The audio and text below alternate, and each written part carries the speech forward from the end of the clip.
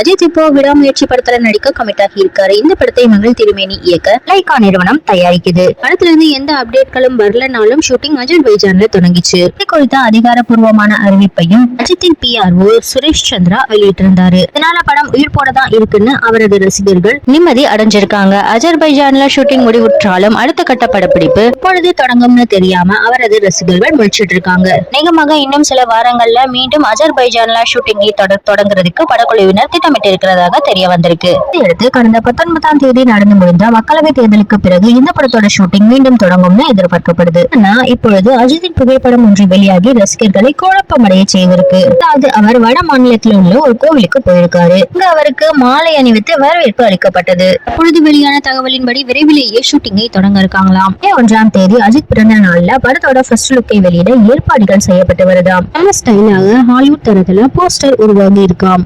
தேதியோட first look வெளியாகவும் வாய்ப்புகள் இருக்காம். விடாமுயற்சி ஃபர்ஸ்ட் லுக் இணையத்துல வெளியானா ரசிகர்கள் மாசா கொண்டாடிடுவாங்க.